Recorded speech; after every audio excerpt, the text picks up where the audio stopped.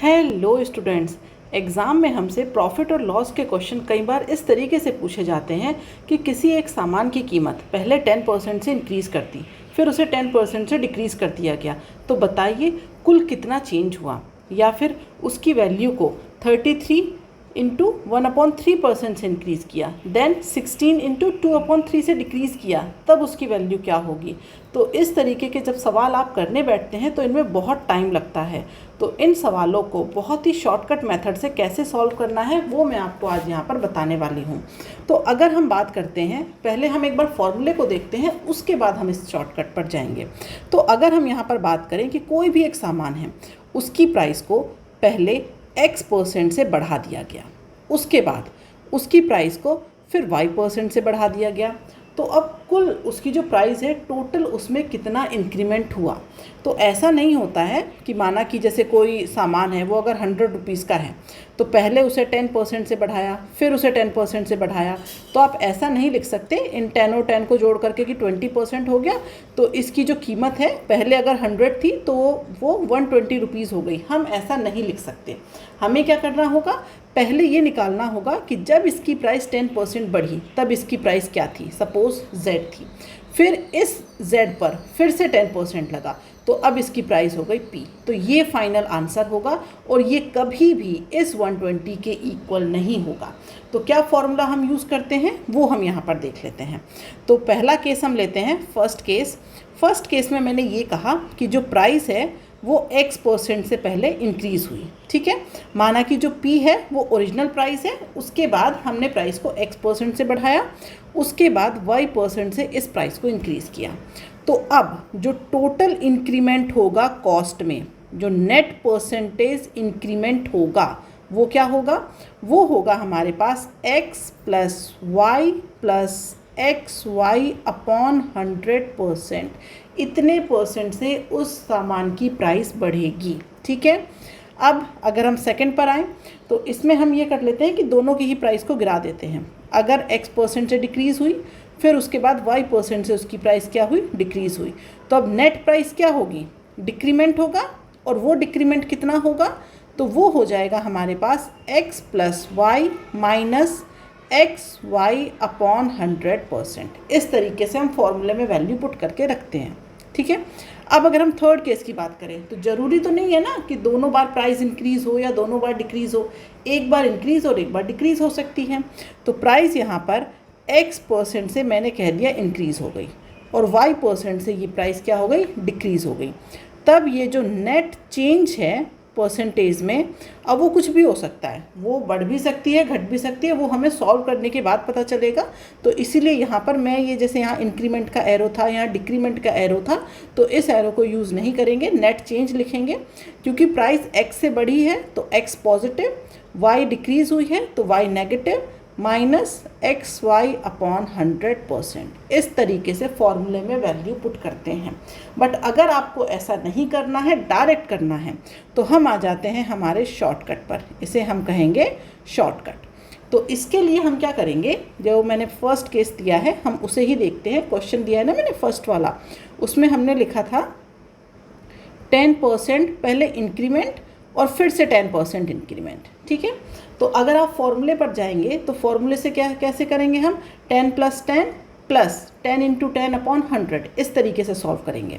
कैसे करेंगे फॉर्मूले से, 10 plus 10 plus 10 into 10 upon 100, that means ये हो जाएगा 21%। तो जैसा कि मैंने आपको कहा था कि आप 10 प्लस 10 20% नहीं कह सकते हैं, पहले 10% निकलेगा 100 का, फिर जो आपकी वैल्यू आएगी फिर उसका 10% आएगा, फिर हमें फाइनल आंसर मिलता है। लेकिन अगर इसे आप फॉर्मूले से ना करके शॉर्टकट मेथड से यूज़ करना चाहें तो कैसे करेंगे, तो यहाँ देखते हैं। देखिए 10% का क्या मतलब होता है। 10% का मतलब होता है कि हमारे पास अगर एक पेन है, उसकी जो ओरिजिनल प्राइस है वो 10 रुपीज़ है, और अगर उस पेन की प्राइस को आप 10% से इंक्रीज़ करते हैं तो वो पेन कितने का हो जाएगा, 11 रुपीज़ का। ठीक है, तो 10% इंक्रीमेंट का मतलब हुआ कि 10 रुपीज़ का सामान अब आपको मिलेगा 11 रुपीज़ में। तो एक बार 10% इंक्रीमेंट हो गया। अगली बार फिर वही बात है, कितने का इंक्रीमेंट करना है, 10% का। अब फिर से मेरे पास एक 10 रुपीज़ का सामान है और वो हो गया 11 रुपीज़ का। तो यहाँ पर मैंने दोनों इंक्रीमेंट लिख लिए, फर्स्ट 10% एंड सेकेंड 10%। अब इन दोनों का राइट हैंड साइड वालों का multiplication and left hand side वालों का मल्टीप्लिकेशन। दैट मीन्स अगर 100 रुपीज़ का कोई सामान है तो वो हो जाएगा 121 का। तो कितना इंक्रीमेंट हुआ? 21%। इस तरीके से हम इसे फाइंड आउट करते हैं। अभी क्योंकि मैंने 10 और 10 लिए हैं तो आपको लग रहा होगा कि फॉर्मूला और ये शॉर्ट ट्रिक दोनों लगभग सेम ही है, ठीक है। लेकिन जब हम थोड़ी सी कॉम्प्लिकेटेड वैल्यूज़ लेंगे तो आपको लगेगा कि फॉर्मूले के कंपैरिजन में शॉर्ट ट्रिक ज़्यादा बेटर है। जैसे एक और क्वेश्चन लेते हैं। मैंने लिखा था इसमें सेकंड क्वेश्चन में 33 इंटू 1/3% से इंक्रीमेंट हुई प्राइस, और दूसरा है 16 इंटू 2/3%, इससे भी प्राइस क्या हुई? इंक्रीज़ हुई, ठीक है। अब हमें नेट चेंज फाइंड आउट करना है। तो जो नेट चेंज है वो भी हमारा क्या होगा? इंक्रीज़ ही होगा। क्यों? क्योंकि जो प्राइस है दोनों ही केस में हमने इंक्रीज़ की है। अब जब आप ये परसेंटेज वाले क्वेश्चंस करते हैं तो आपको ये चीज़ पता होनी चाहिए कि ये जो परसेंटेज है वो डायरेक्टली किसके इक्वल होगा। तो आप इन क्वेश्चनों को बहुत फटाफट सॉल्व कर सकते हैं। जैसे ये परसेंटेज किसके इक्वल है, तो यहाँ देखिए 33 इंटू 1/3। अगर आप इसे लिखना चाहें तो आप इसे क्या लिख सकते हैं? आप इसे लिख सकते हैं 100%/3 लिख सकते हैं। इसे 16 इंटू 3 मल्टीप्लाई करेंगे प्लस 2 करेंगे, दैट मीन्स आप इसे लिख सकते हैं 50/3%। अब ये जो 50/3% है इसे भी 100 में कन्वर्ट कर लीजिए, तो ये हो जाएगा 100%/6 लिख सकते हैं।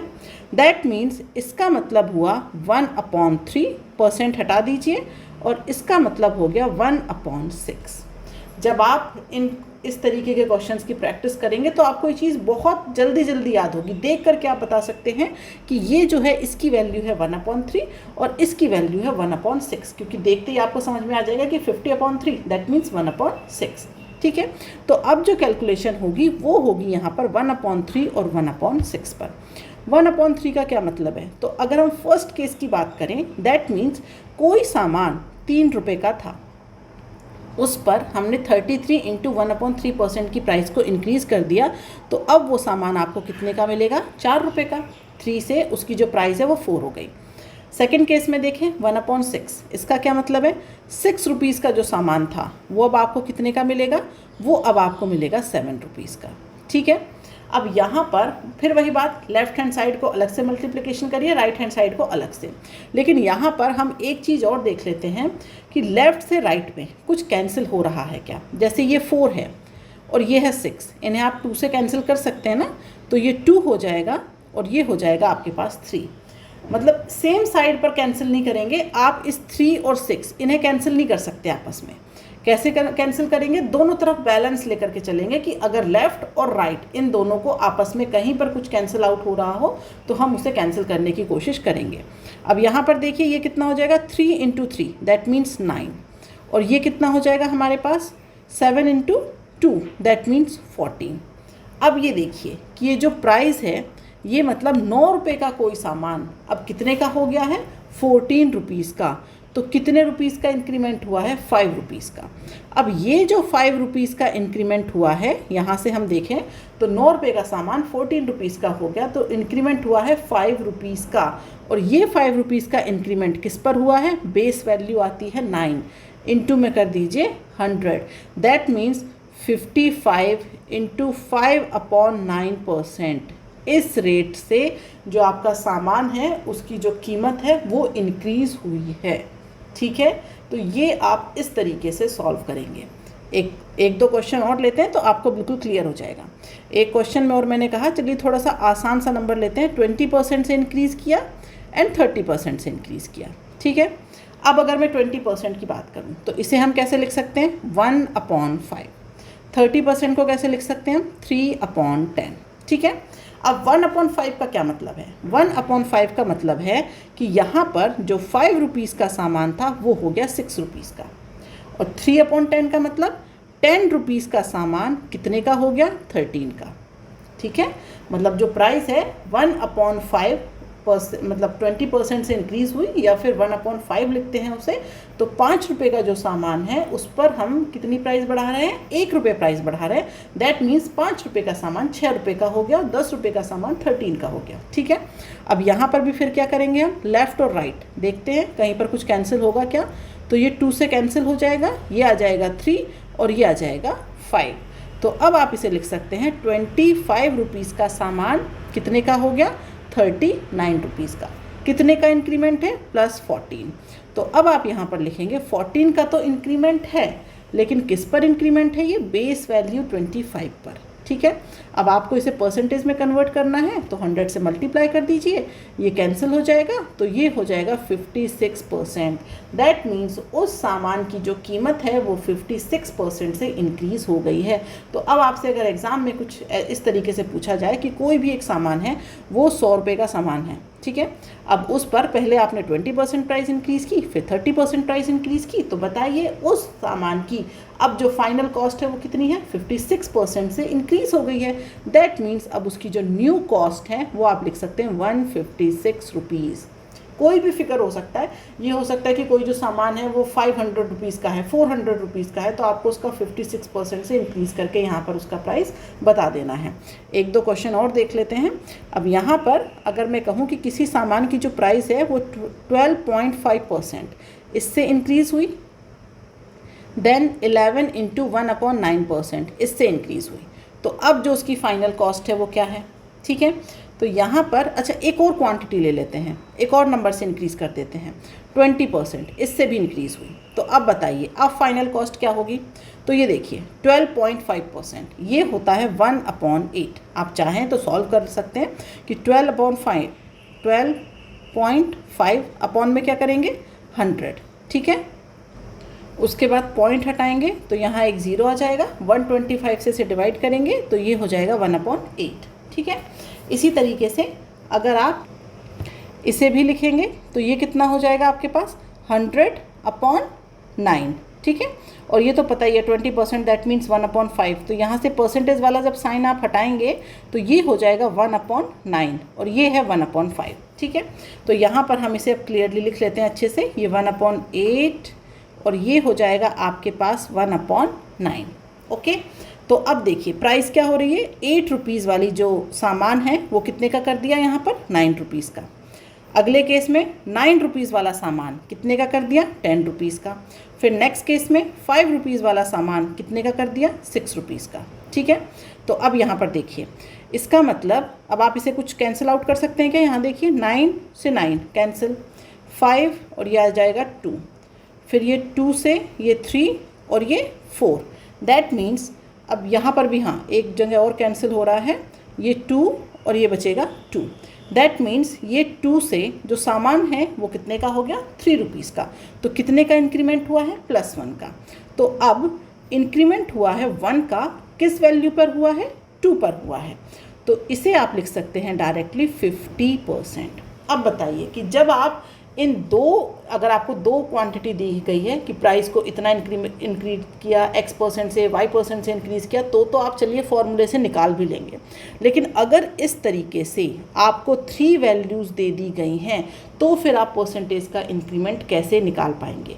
तो उसके लिए फॉर्मूले पर ना जा कर के आपको इस शॉर्ट ट्रिक पर ही जाना पड़ेगा। तो बहुत ही अच्छा मेथड है, बहुत जल्दी से आपको सॉल्यूशन देता है। बताइए कितना टाइम लगा इसमें। अगर आप उस तरीके से जाएंगे उस मेथड पर तो पहले इन दो को सॉल्व करेंगे, फिर यहाँ से जो रिजल्टेंट आएगा फिर इसे सॉल्व करेंगे, बहुत टाइम कंज्यूमिंग है। ठीक है, अब यहाँ पर जैसे हमने अभी तक इंक्रीमेंट के देखे, अगर हम डिक्रीमेंट का देखना चाहें तो प्राइस पहले 20% से डिक्रीज़ करती, अगली बार चलिए फिर से 20% से डिक्रीज़ करती, तो अब कितना चेंज होगा, नेट जो भी चेंज होगा डिक्रीज़ ही होगा। तो पहले ये कितना है 1/5, ये 1/5। दैट मीन्स पहले प्राइस 5 थी, अब प्राइस डिक्रीज़ होकर के कितनी हो गई 4। पहले प्राइस 5 थी, फिर प्राइस डिक्रीज़ होकर के कितनी हो गई 4। दैट मीन्स 25 रुपीज़ का सामान कितने का हो गया 16 रुपीज़ का। कितना डिक्रीमेंट हुआ है 9।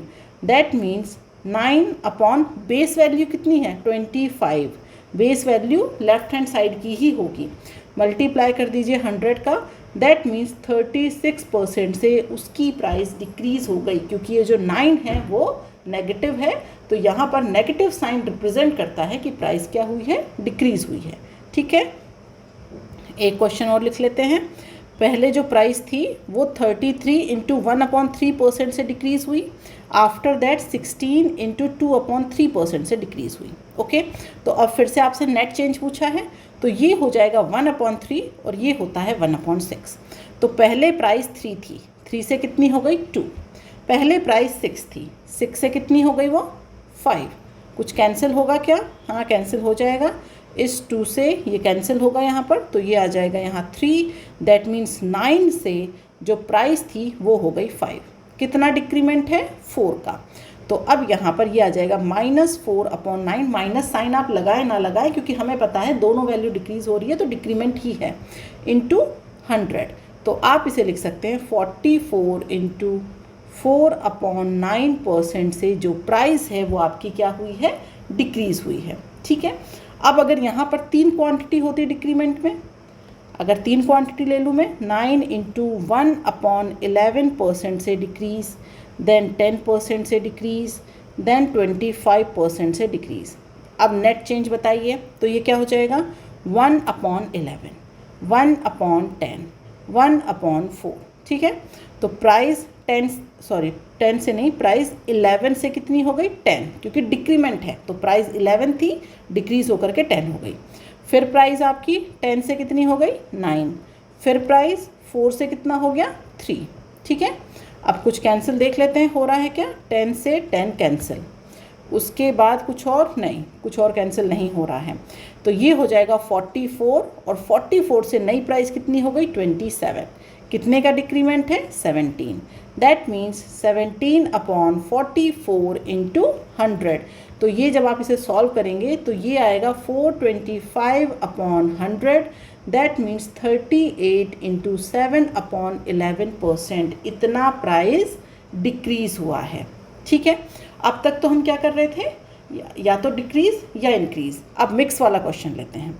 मिक्स वाले क्वेश्चन में क्या करेंगे, 20% से प्राइस क्या हुई है इंक्रीज़, 10% से प्राइस हुई है डिक्रीज़। अब नेट चेंज बताइए। तो अब नेट चेंज के लिए हम क्या करेंगे, इसे क्या लिखेंगे पहले 1/5 और ये 1/10। तो पहले प्राइस क्या हुई है इंक्रीज़, दैट मीन्स 5 रुपीज़ का सामान कितने का हो गया है 6 रुपीज़ का। फिर क्या हो रहा है डिक्रीमेंट, दैट मीन्स 10 रुपीज़ का सामान कितने का हो गया है 9 रुपीज़ का। कुछ कैंसिल हो रहा है क्या, तो ये हो जाएगा आपके पास 3 और ये हो जाएगा यहाँ पर 5। दैट मीन्स 25 रुपीज़ का सामान कितने का हो गया है 18 रुपीज़ का। सॉरी 18 नहीं, ये 3 है ना, तो ये 27। ठीक है, तो यहाँ पर देखा जाए तो कितने का इंक्रीमेंट हुआ है +2 का। इसका मतलब जो रिजल्टेंट है वो क्या हुआ है इंक्रीज़ हुआ है। तो कितना इंक्रीज़ हुआ है प्राइस में 2, और किस पर इंक्रीज़ हुआ है 25 पर, मल्टीप्लिकेशन में 100। दैट मीन्स 8% से प्राइस इंक्रीज़ होगी। क्यों? क्योंकि यहाँ पर ये +2 आया है इसीलिए। एक और देखते हैं मिक्स वाला क्वेश्चन। यहाँ पर अगर मैं ये लिखूँ 16 इंटू 2/3% से डिक्रीज़, आफ्टर दैट 20% से इंक्रीज़। अब नेट चेंज बताइए। तो ये होता है 1/6 और ये होता है 1/5। तो पहले प्राइस कितनी थी 6 से क्या हुई है वो डिक्रीज़, दैट मीन्स ये हो गई है 5। फिर 20% का इंक्रीमेंट, दैट मीन्स प्राइस कितनी थी 5, अब कितनी हो गई है 6। कुछ कैंसिल हो रहा है क्या, 6 से 6 कैंसिल, 5 से 5 कैंसिल। दैट मीन्स पहले प्राइस थी 1 रुपीज़, अब प्राइस है 1 rupees. That means no change. आप इस तरीके से लिख सकते हैं, यहाँ पर कोई चेंज नहीं हुआ। ओके, तो अभी तक तो छोटे छोटे क्वेश्चन थे, एक अच्छा बड़ा सा क्वेश्चन लेते हैं। प्राइस को पहले 10% से इंक्रीज़ कर दिया, उसके बाद 9 इंटू 1/11% से क्या कर दिया डिक्रीज़ कर दिया, उसके बाद 11 इंटू 1/9% से क्या कर दिया इंक्रीज़ कर दिया, आफ्टर दैट 12.5% से फिर से क्या कर दिया प्राइस को इंक्रीज़ कर दिया। अब बताइए रिजल्टेंट प्राइस क्या होगी। तो क्या हो जाएगा देखिए 10%, that means 1/10। 9 into 1/11%, that means 1/11। 11 into 1/9, that means 1/9। 12.5%, that means 1/8। ये वैल्यू आपको फटाफट याद होनी चाहिए, क्योंकि जितना स्पीड से आप वैल्यू लिखेंगे उतना जल्दी आपके क्वेश्चन क्या होंगे, सॉल्व होंगे। तो जब आप बहुत अच्छे से प्रैक्टिस करेंगे तो ये आपको याद हो जाएंगे। अगर आपको इन सब की वैल्यू नहीं पता, जो बहुत ज़रूरी परसेंटेज है, अगर आप चाहें तो वो मैं पूरी एक शीट आपको प्रोवाइड कर दूँगी। जिसे भी वो शीट चाहिए आप मुझे कमेंट बॉक्स में लिख करके बता सकते हैं, तो फिर मैं उस शीट को टेलीग्राम चैनल पर डाल दूँगी, जिसमें जो इस तरीके से जो परसेंटेज हैं उनकी क्या डायरेक्टली वैल्यू होगी वो आप यहाँ से देख सकते हैं। जब आप कुछ टाइम तक क्वेश्चन करेंगे तो आपको ये वैल्यू इजीली याद हो जाएगी। अब देखिए फर्स्ट केस में वैल्यू क्या हुई है, इंक्रीज, मतलब 10 रुपये का सामान कितने का हो गया, 11 रुपये का। अगले केस में डिक्रीज हुई है वैल्यू, दैट मीन्स 11 रुपये का सामान कितने का हो गया, 10 रुपये का। थर्ड केस में वैल्यू क्या हुई है, इंक्रीज, तो इसका मतलब 9 रुपये का सामान कितने का हो गया, 10 रुपये का। नेक्स्ट केस में वैल्यू क्या हुई है, इंक्रीज, दैट मीन्स 8 रुपये का सामान कितने का हो चुका है, 9 रुपये का। अब देखिए कहीं कुछ कैंसिल हो रहा है क्या, 10 से 10 कैंसिल, 11 से 11 कैंसिल, 9 से 9 कैंसिल, ये हो जाएगा, यहाँ पर 2 से जाएगा तो ये 4 और ये हो जाएगा 5। इसका मतलब 4 रुपये का सामान हो गया है 5 रुपये का। तो वैल्यू क्या हुई है, +1। तो यहाँ पर 1/4 × 100, दैट मीन्स 25% प्राइस क्या हुई है, इंक्रीज। तो अब मुझे बताइए कि ये सवाल आप बहुत आसानी से कर सकते हैं या नहीं, क्योंकि इस तरीके से जब एग्ज़ाम में आपको दिया जाता है कि किसी सामान की कीमत पहले इतनी बढ़ाई, फिर इतनी घटाई, फिर इतनी बढ़ाई, फिर इतनी घटाई, इस तरीके से जब दिए होते हैं तो आपको लगता है कि इन्हें कैसे सॉल्व करेंगे। तो अगर आप फॉर्मूले पर जाएंगे, अब देखिए इसमें अगर आप फॉर्मूले पर जाएँ, पहले फर्स्ट फार्मूला लगेगा, फिर यहाँ पर लगाइए सेकंड फार्मूला, फिर इनके बीच जो वैल्यू आई उस पर लगेगा थर्ड फार्मूला। तो 3 फार्मूले लगाने से बेटर है कि आप इसे इस तरीके से सॉल्व करें। तो ये सवाल आपका कुछ मतलब 1 मिनट के अंदर आप सवाल सॉल्व कर पाएंगे। लेकिन कब, जब आपको ये वाली वैल्यूज़ बस पता होनी चाहिए, डायरेक्टली इन्हें पुट करिए और 1 मिनट के अंदर आप यहाँ पर सॉल्यूशन कर पाएंगे। ठीक है, तो आज के लिए इतना ही। नेक्स्ट क्लास में मैं ये जो परसेंटेज वाले जो मैंने आज क्वेश्चन कराए हैं इनकी और प्रैक्टिस कराऊंगी। तो जो भी नेक्स्ट वीडियो आएगा उसमें अगर आप और प्रैक्टिस करना चाहते हैं तो वो वाला वीडियो आप देख सकते हैं। वीडियो पसंद आया हो तो इसे लाइक करिए और अपने दोस्तों के साथ शेयर करिए।